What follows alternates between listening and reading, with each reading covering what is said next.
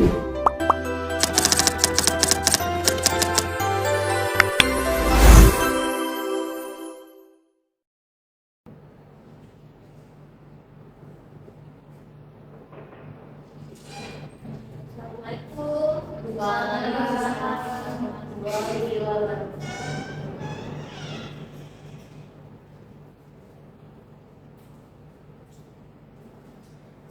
siap semua ya proyektornya? Sudah dipasang semua. Oke, terima kasih ya.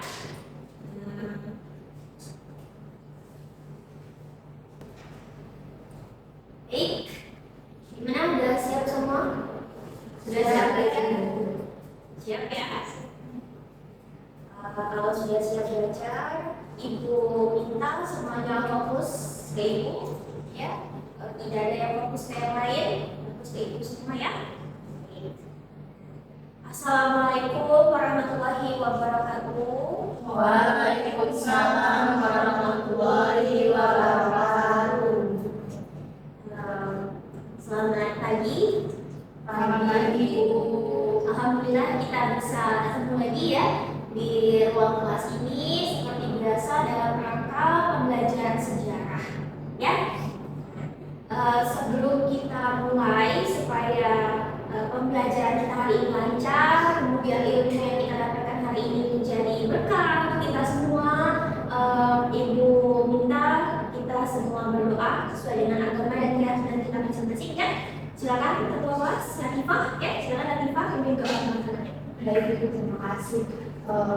Mengenal kalian semua sebelum mulai kelas kita pada hari ini, kita berdoa menurut agama dan kepercayaan masing-masing. Berdoa dimulai. Berdoa selesai.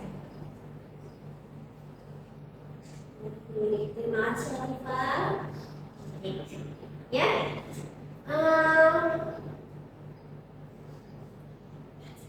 Sebelum kita lanjut ke materi kita hari ini, Ibu absen terlebih dahulu, ya. Rizky Amelia hadir Bu. Alia Zahra hadir Bu. Dia hadir Nyanyi Angelica hadir Bu. Latifah Najwa hadir Bu. Tiara Salsabila hadir Bu ya. Albun Wulandari hadir Bu. Ini banyak yang sudah hadir ya hari ini ya? Iya, Bu. Banyak yang hadir ya? Fahmi nggak hadir? Enggak, Bu. Deka juga tidak hadir. Enggak, Bu. Naufal nggak hadir juga? Enggak. Apa keterangannya? Kalau kami sakit, Bu. Enggak, sama Novel enggak ada keterangan. Ya sudah. Apa berarti ya? Ini coba tolong cek ke kelas ya. Kemana teman-temannya? Cari tahu namanya. Oke. Sembari Ibu menyiapkan PPT, silakan siapkan keluarkan buku sejarahnya, keluarkan alat tulisnya, ya. Ya, jadi semuanya silakan perhatikan layar di depan, perhatikan PPT di depan. Kita hari ini sudah memasuki bab baru, ya. Minggu kemarin pelajaran sejarah kita masih membahas materi apa? Siapa yang masih ingat? Sebelum masa Orde Baru kita bahas materi apa? Masa apa? Oke, silakan Latifah. Sebelum masa Orde Baru kita belajar tentang masa Orde Lama. Iya, betul sekali. Kita membahas tentang masa Orde Lama, ya.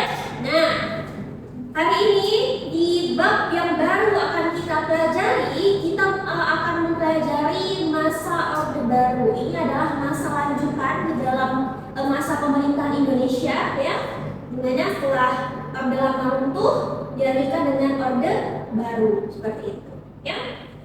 Nah, ini adalah dua tokoh penting dan kalau di dalam film itu mungkin mereka adalah peran utamanya di dalam kedua masa pemerintahan ini, Orde Lama dan Orde Baru, ya.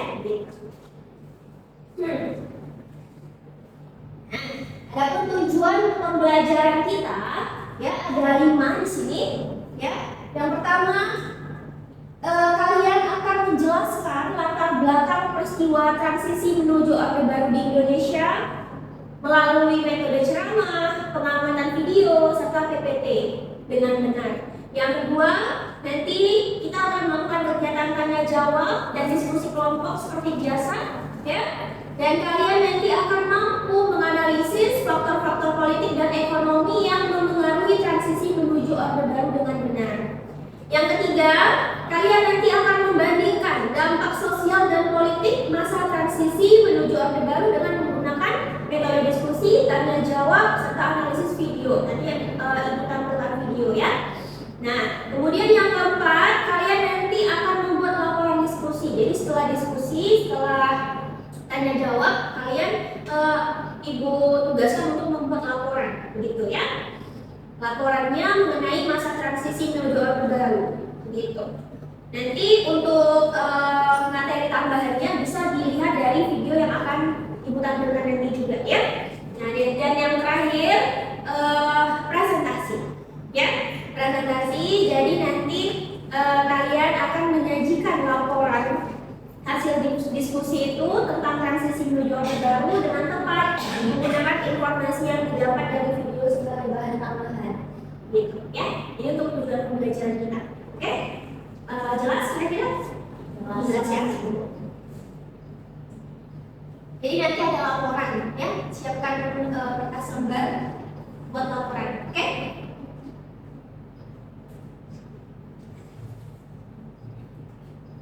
Coba perhatikan gambar berikut ini. Kira-kira lagi ngapain sih? Ada yang tahu nggak ini gambar apa? Ini foto apa? Kira-kira kenapa? Kenapa ini orang itu? Oke, Rizky. Kalau menurut saya ini untuk masyarakat itu kecewa sama DPR. Oh, oke. Karena itu meluapkan kecewaan mereka. Mungkin DPR itu tidak mendengarkan suara rakyat. Oke, bagus sekali. Kita close dulu. Ini opini Rizky menarik ya. Mungkin Ibu tangkap Rizky sedang mengaitkan analisis dan gambar yang Rizky lihat dengan kondisi Indonesia baru-baru ini. Benar ya Rizky? Betul, mirip. Apa yang terjadi di gambar ini pada hari itu mirip dengan yang pernah terjadi di Indonesia beberapa hari ke belakang, gitu. Lihat nih, ada yang bisa baca ini? Ini tulisan apa? Beras. Iya. Jadi ketika masa Orde Lama, ya sebelum memasuki Orde Baru, masyarakat Indonesia ini mengalami krisis ekonomi. Mereka lagi nulisin beras dan sebagainya itu di mobil-mobil pejabat. Mereka menuntut keadilan, mereka menuntut bagaimana ekonomi bisa stabil lagi. Begitu, ya? Nah, kemudian, siapa nih? Siapa yang ini siapa? Oke, Tiara, siapa Tiara? Itu Soeharto, ya? Ini adalah dokumenter ikonik dari beliau, wawancara beliau yang sangat ikonik. Ya mungkin sering-sering orang kalian punya medsos, kalian lihat di medsos foto beliau ini sering diedit-edit sama orang jadi meme biasanya. Nah, ini dia lagi diwawancara. Beliau adalah siapa? Ya tokoh utama di masa Orde Baru. Jadi siapa? Presiden kedua Indonesia. Apalagi Pak? Presiden kedua Indonesia. Presiden kedua Indonesia, ya dia pemimpin yang melanjutkan, pemimpin yang mengambil alih tampuk kekuasaan dari Insinyur Soekarno, gitu, ya. Nah, kita langsung masuk ke latar belakang dari materi yang akan kita pelajari hari ini ya. Yang pertama, kita sudah belajar di masa Orde Lama, Presiden Soekarno itu memimpin lebih dari 20 tahun. Masyarakat tidak puas, masyarakat ingin adanya perubahan. Ya, makanya di akhir kepemimpinan beliau terjadi banyak pergolakan seperti itu. Ya. Kemudian yang kedua,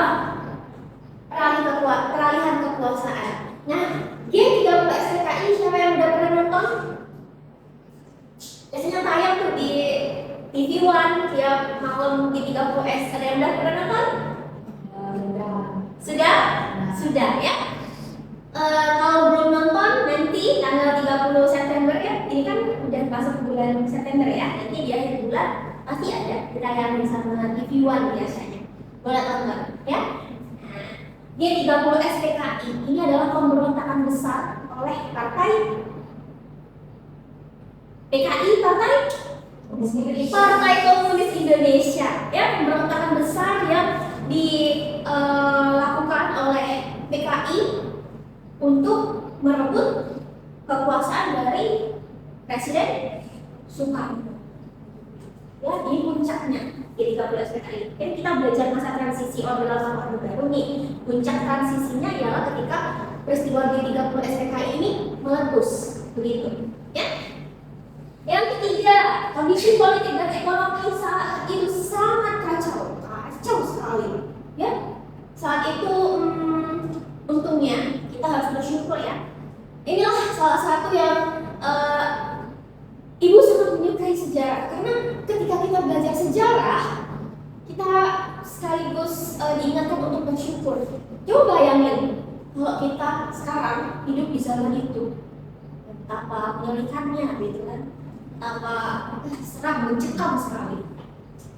Mungkin nenek kakek kalian hidup di zaman itu, tanya gimana nek kakek mencekamnya hari itu ketika di 13 PKI meletus gitu. Ya. Nah, berikutnya ekonomi, hiperinflasi hampir 600%. Ya, bayangkan 600%. 600%. Devaluasi ini penurunan rupiah dengan sengaja. Jadi waktu itu pemerintahan yang sedang menjalankan tugas saat itu, mereka sengaja menurunkan harga rupiah untuk menjaga kestabilan ekonomi. Gitu. Awalnya rupiah kita 1.000 rupiah, ya, jadi nggak terlalu jauh dengan dolar. Tapi setelah devaluasi di masa transisi dari Orde Lama Orde Baru turun jadi 1 rupiah, sangat luar biasa, ya kan? 600% loh itu, dari 1.000 jadi 1 rupiah. Makanya sekarang berapa ya? Dolar itu satu dolar itu sampai dengan berapa rupiah? Oh, 15.000 ya? 15-16 ribu gitu. Itulah Indonesia, negara kita. Ya, yang terakhir munculnya berbagai organisasi aksi masyarakat sipil. Jadi inilah yang akan kita pelajari hari ini. Ya, oke? Kita lanjut. Ini beberapa organisasi aksi sipil yang pernah muncul waktu itu, yang menginginkan Orde Lama itu segera runtuh. Ya, ada kami ini Kesatuan Aksi Mahasiswa Indonesia, ada KAPI, Kesatuan Aksi Pelajar Indonesia, ada KAPBI, Kesatuan Aksi Pemuda Pelajar Indonesia, ada KASI, Kesatuan Aksi Sarjana Indonesia, KABI, Kesatuan Aksi Buruh Indonesia, KAWI, Kesatuan Aksi Wanita Indonesia, KADI, Kesatuan Aksi Buruh Indonesia. Mungkin Ibu cukupkan dulu. Ada pertanyaan dulu nggak? Tidak ada? Tidak ada? Berarti jelas ya? Jelas ya? Ibu lanjut ya. Nah, aksi 3 tuntutan rakyat atau Tritura. Pernah mendengar? Pernah ya? Pernah. Tritura ini kurang lebih sama lah kayak demo 98 yang pernah terjadi. Tritura. Di masa peralihan Orde Lama ada Tritura. Jadi menurut Ibu ya, di setiap pemerintahan itu pasti ada demo besar-besaran sebagai bentuk ketidakpuasan masyarakat terhadap pemimpinnya. Kalau di Orde Lama ada Tritura, aksi 3 tuntutan. Di Orde Baru kali. Ya. Nah, jadi memasuki tahun 1966, situasi politik itu sudah sangat memanas dan memperburuk sehingga mendorong Front Pancasila bersama kelompok-kelompok yang tadi sudah kita lihat sama-sama. Mereka mencetuskan aksi Tritura, yaitu 3 tuntutan rakyat pada 10 10 Januari tahun 1966. Nah, 3 tuntutan rakyat itu ini. Ada terus sebagai berikut. Yang pertama, membubarkan PKI. Yang kedua, membersihkan kabinet dari unsur-unsur yang terkait dengan G30 SPKI. Dan yang terakhir, menurunkan harga serta memperbaiki kondisi ekonomi. Ya. Nah,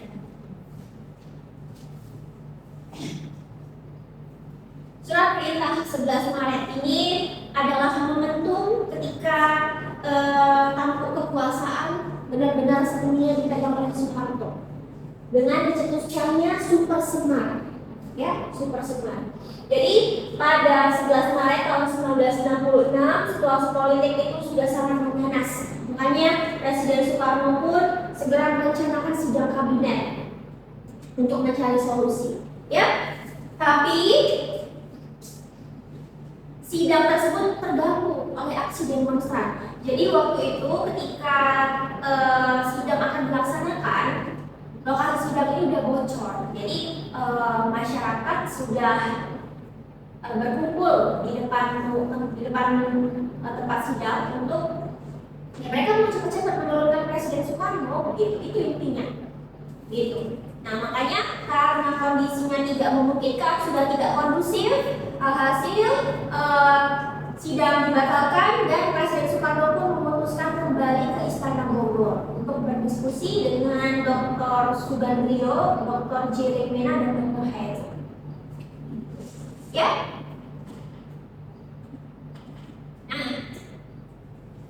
Nah, terjadi dualisme kepemimpinan nasional. Jadi awal tahun 1966, tepatnya pada 1 bulan pertama, Indonesia ini mengalami situasi politik yang ditandai dengan dualisme kepemimpinan. Ada 4 poin.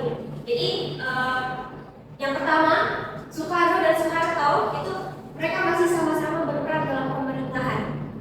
Yang kedua, Super Semar disahkan ya berdasarkan TAP MPRS nomor 9 MPRS 1996. Super Semar disahkan. Terus yang ketiga, Soeharto membentuk kabinet Ampera menggantikan kabinet Budi Korang. Dan yang keempat, dualisme pun terjadi di pemerintahan dan parlemen.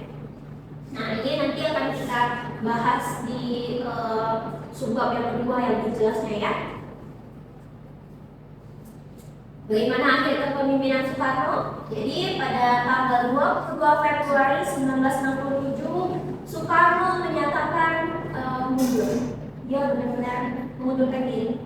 Soeharto pun ditunjuk sebagai pejabat presiden oleh MPRS. Waktu itu MPRS masih lebih berkuasa, gitu ya. Dan terakhir, 27 Maret tahun 1968 Soeharto pun resmi dilantik sebagai presiden melalui pas MPRS ini 1968. Ya. Baik, terima kasih. Oke, sejauh ini kira-kira materinya bisa dipahami? Bisa. Bisa? Bisa. Bisa ya. Ada pertanyaan dulu? Belum ada pertanyaan? Oke. Kalau belum ada pertanyaan, Ibu minta sekarang sudah buka semua ya buku sejarahnya. Silakan buka buku sejarahnya bagian masa transisi Orde Baru dari Orde Lama ke Orde Baru. Silakan buka ya. Dibuka. Nah, Ibu berikan waktu 10 menit untuk kalian membaca materi yang ada di sana. Ya. Tadi kan yang udah Ibu sampaikan ini intisari-intisarinya. Nah, di buku itu lebih lengkap. Jadi silakan kalian baca selama 10 menit. Setelah waktunya habis, kita akan lanjutkan menonton video. Oke? Silakan. Jangan lupa untuk menganotasi ya. Kalau misalnya ada materi yang tidak kalian pahami atau ada yang mungkin kata-kata yang baru menurut kalian yang tidak kalian ketahui artinya, silakan dianotasi. Ya, nanti ditanyakan dengan Ibu ya. Oke? Silakan.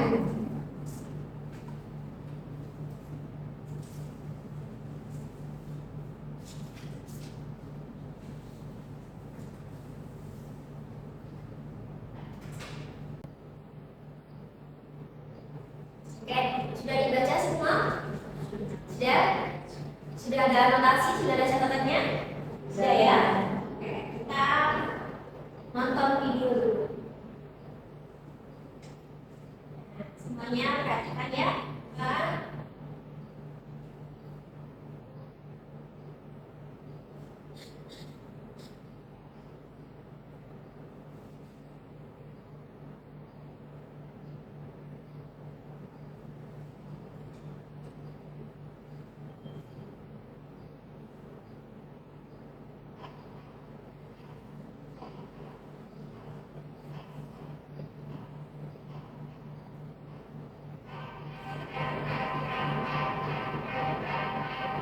Pada awal dekade 1960-an, Indonesia memegang kawasan yang terkenal dalam politik ekonomi. Tonton terus di analisis ya, diamati, dianalisis video ini nanti ini bisa di materi tambahan kalian untuk membuat laporan ya.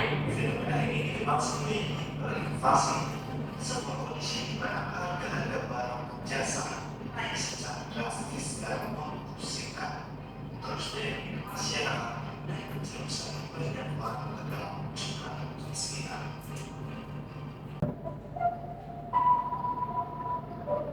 Nih, di masalah Daripada era adalah dinamika politik dalam negeri Indonesia.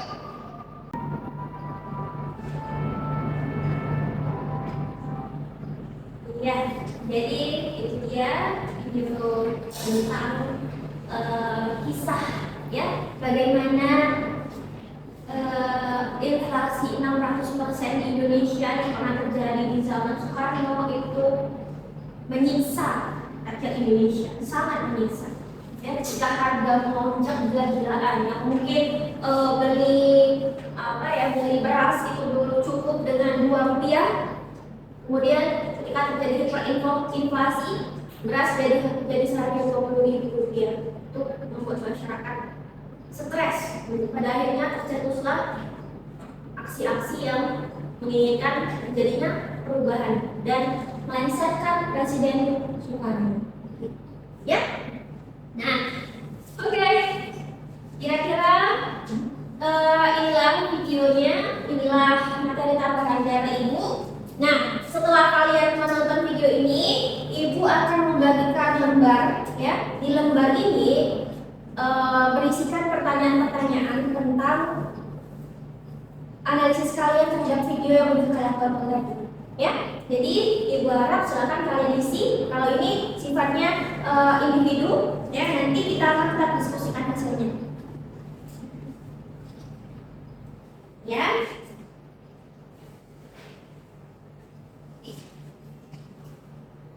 isi sesuai dengan analisis kalian sendiri ya. Silakan.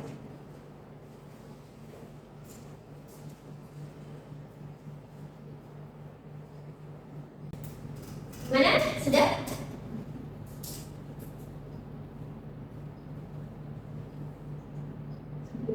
Oke.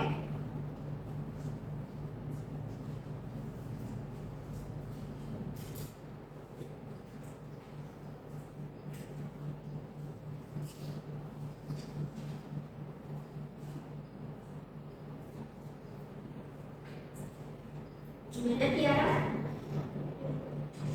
Saya sudah apa ya? Oke. Kemudian sudah? Masih sudah? Ya sudah. Kemudian gimana? Sudah? Latifa? Ya sudah. Sudah. Terima kasih. Nah, ini adalah analisis kalian sendiri ya, analisis individu terhadap video yang udah ditonton tadi ya. Oke, Ibu berikan waktu dulu. Ada pertanyaan nggak sejauh ini? Kalau tidak ada, silakan melanjutkan laporannya. Silakan buat laporan. Nanti 2 orang Ibu minta lagi, ya. Orangnya acak ya. Jadi silakan buat laporannya. Ya, laporannya berisikan kesimpulan, ya, apa yang sudah kita pelajari kali ini. Ya, silakan dibuat laporannya. Berdasarkan analisis kalian juga. Oke, cukup Ibu rasa ya laporannya? Cukup ya laporannya?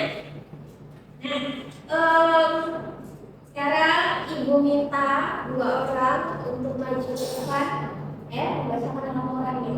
Berdasarkan kesimpulan kalian dan analisis kalian berdasarkan materi yang kita pelajari hari ini. Oke? Mungkin Ibu mau Alia. Alia, silakan ke depan dan Nyayu. Jadi silakan ke depan Nyayu. Oke. Oke, ini ciri.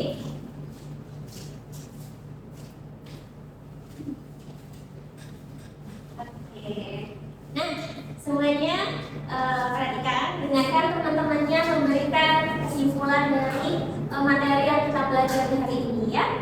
Mungkin boleh silakan Alia dulu. Oke, izin teman-teman.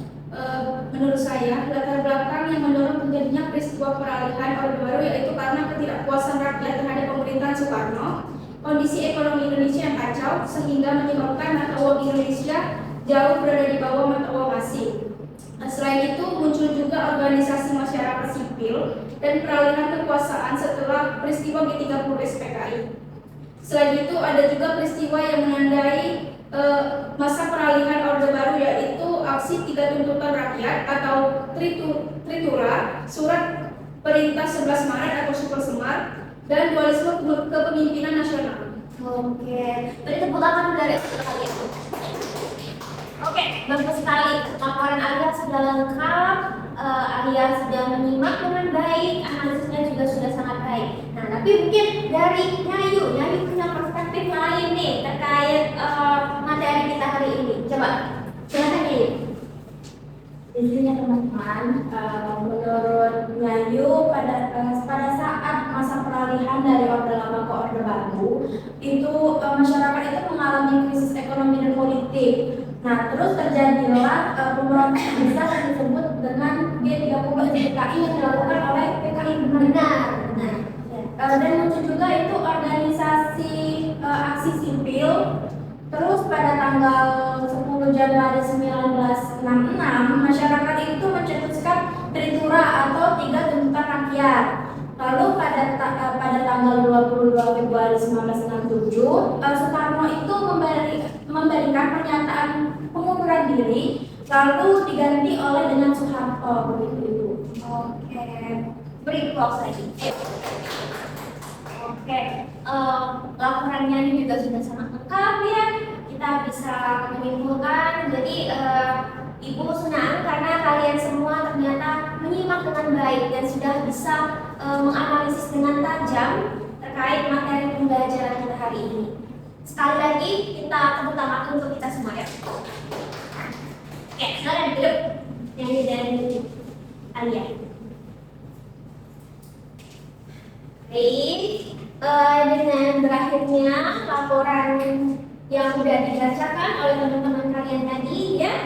Nah, jadi mungkin untuk pembelajaran hari ini Ibu cukupkan dulu sampai di sini ya. Nah, sebelum kita tutup, Ibu mau tanya dulu. Jadi kira-kira apa yang bisa kalian ambil, hikmah yang kalian ambil dari kondisi ekonomi Indonesia pada masa transisi dari Orde Lama ke Orde Baru ini?